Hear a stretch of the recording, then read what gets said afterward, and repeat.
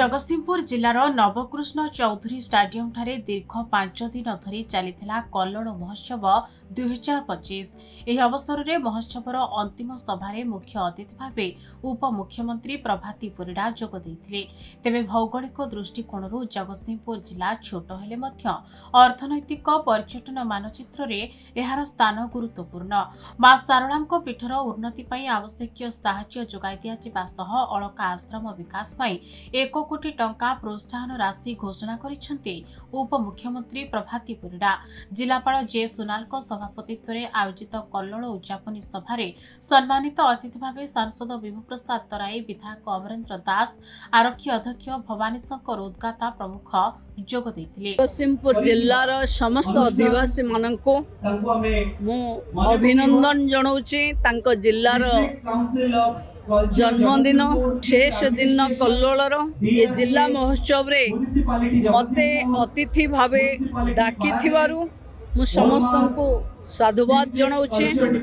ये जिला एक अपार संभावनार जिला। एठी इंडस्ट्री अच्छी, एठी बेलाभूमि अच्छी, एठी बंदर अच्छी, एठी ऐतिहासिक स्थली जेमती आमे गारेई आश्रम कथा कहि परिबा, आमे सारଳାଙ୍କ पीठ कथा कहि परिबा, एठी अलका आश्रम अच्छी।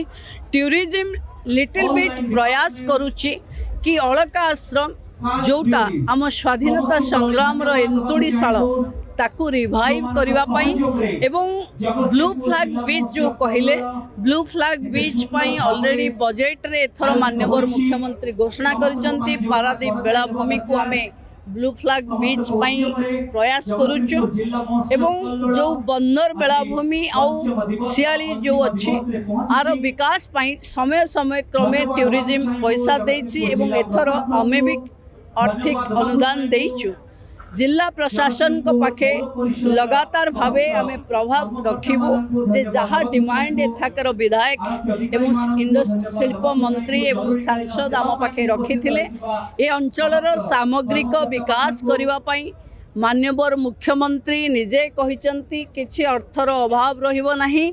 एठी महिला शिशु एवं पर्यटन पई जो संभावना अच्छी ताकू संपूर्ण करबा पई हमर प्रतिबद्धता को मु आउ पुणी थरे दोहराउछि। हमर प्रधानमंत्री को उक्ति जे पूर्वोदय भारतर उदय हब ता अर्थ पारादीप बंदर एवं जगतसिंहपुर जिलार विकास रे समग्र भारतवर्षर विकास रे एक सहायक हब।